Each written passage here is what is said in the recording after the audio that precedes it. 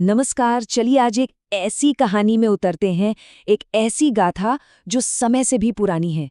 ये कहानी है प्यार की, अटूट तपस्या की और उस जबरदस्त विश्वास की जिसमें कहते हैं पूरे ब्रह्मांड को झुकाने की ताकत है। देखिए, ये कहानी ना सिर्फ देवी देवताओं के बारे में नहीं है। ये तो उस विश्वास की ताकत की कहानी है, वो ताकत जो हम सबके अंदर कहीं ना कहीं छुपी है। ये उस भक्ति की कहानी है जो नामुमकिन को भी मुमकिन कर दिखाती है। तो कहानी शुरू कहाँ से होती है? कहानी शुरू होती है दो बिल्कुल अलग, एकदम ऑपोजिट संकल्पों से। सोचिए, एक तरफ है दुनिया से पूरी तरह मोह त्याग देना और दूसरी तरफ है बेपनाह असीम प्यार। अब सवाल यही उठता है कि क्या ये दो अलग अलग ध्रुव कभी एक हो भी सकते हैं? जरा सोच कर देखिए, ऊंचे बर्फ से ढके हिमालय के पहाड़, चारों तरफ बस खामोशी ही खामोशी, और इसी शांति के बीच भगवान शिव, दुनिया के हर चीज से दूर, गहरी, बहुत गहरी समाधि में लीन थे।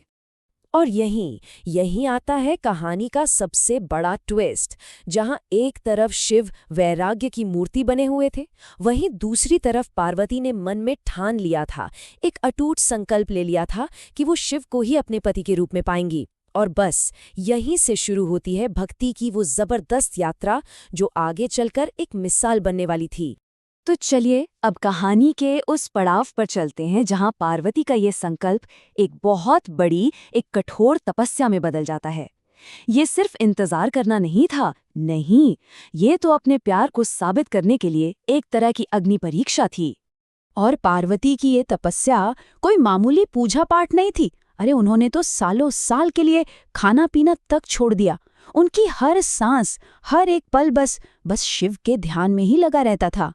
उनका इरादा इतना पक्का था, इतना मजबूत कि कोई भी ताकत उन्हें हिला नहीं सकी। यहाँ तक कि कुदरत ने भी उनकी बहुत कठिन परीक्षा ली। सोचिए, कभी जला देने वाली धूप, तो कभी हड्डियों तक को कंपा देने वाली ठंड, और कभी तो आसमान फाड़कर बरसती बारिश। लेकिन पार्वती, वो अपनी जगह पर एकदम अडिग रहीं, एक चट्टान की तरह। आप सोच सकते हैं उनकी भक्ति में कितनी ताकत होगी, इतनी कि उसकी गूंज सीधे स्वर्ग तक पहुंच गई। उनकी इस लगन को देखकर तो देवता भी हैरान थे।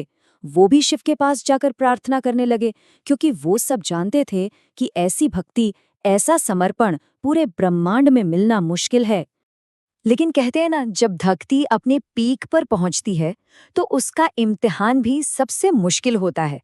तो अब कहानी एक ऐसे मोड़ पर आ गई थी जहां पार्वती के विश्वास को अपनी सबसे बड़ी, अपनी आखिरी चुनौती का सामना करना था। और ये परीक्षा लेने वाला कौन था? खुद शिव। जी हाँ, उन्होंने खुद पार्वती को परखने का फैसला किया।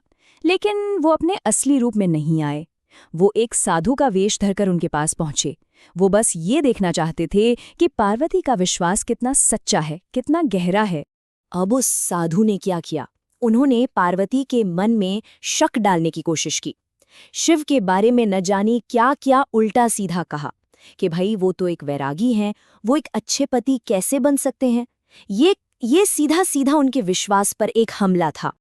लेकिन पार्वती का विश्वास, अरे वो तो इन सब बातों से बहुत ऊपर था। उन्होंने बड़े ही आराम से उस साधु की हर बात का जवाब दिया, और सिर्फ जवाब ही नहीं दिया, बल्कि पूरे कॉन्फिडेंस के साथ शिव की महिमा का ऐसा बखान किया, ऐसा गुणगान किया कि खुद शिव भी सुनते रह गए। उन्होंने ये साबित कर दिया कि उनका प्यार सच्चा है, अटूट है, उस पर कोई सवाल नहीं उठाया जा सकता। और इस सच्ची भक्ति का नतीजा, वो तो शानदार होना ही था। अब कहानी एक बहुत बड़े जश्न की तरफ बढ़ती है। वो पल आता है जब तपस्या का मीठा फल मिलता है और दो दिव्य आत्माएं एक हो जाती हैं। पार्वती का ये अटूट विश्वास और प्यार देखकर शिव का मन पिघल गया। उन्होंने फौरन उस साधु का रूप छोड़ा और अपने असली दिव्य रूप में सामने आ गए। सोचिए, यही तो वो पल था जिसके लिए पार्वती ने न जाने कितने सालों तक तपस्या की थी। और इसके बाद तो एक ऐसा जश्न हुआ जो देखने लायक था। शिव और पार्वती का विवाह हुआ, वो भी बड़ी धूमधाम से। सारे देवता अपना आशीर्वाद देने आए और ऐसा लगा जैसे पूरे ब्रह्मांड में हर तरफ बस खुशियां ही खुशियां फैल गई। तो इस पूरी कहानी का आखिर मतलब क्या है? क्या ये सिर्फ एक शादी की कहानी है? नहीं, ये उससे कहीं ज्यादा गहरी है। चलिए जरा इसके पीछे के असली मतलब को समझते हैं। तो इस अद्भुत कहानी का निचोड़ क्या है? देखिए, शिव और पार्वती का ये मिलन आज भी प्यार, अटूट विश्वास और सच्ची भक्ति की सबसे बड़ी मिसाल माना जाता है। ये हमें सिखाता है कि अगर समर्पण सच्चा हो तो उसमें इतनी ताकत होती है कि वो पूरे ब्रह्मांड को भी आपके सामने झुका सकता है। और आखिर में ये कहानी हमारे सामने एक बहुत गहरा सवाल छोड़कर जाती है। अगर अटूट भक्ति और पक्का इरादा एक देवी को उनके ईश्वर से मिला सकता है, तो जरा सोचिए, यही चीज किसी के भी जीवन में कितनी बड़ी, कितनी पॉजिटिव तब्दीली ला सकती है।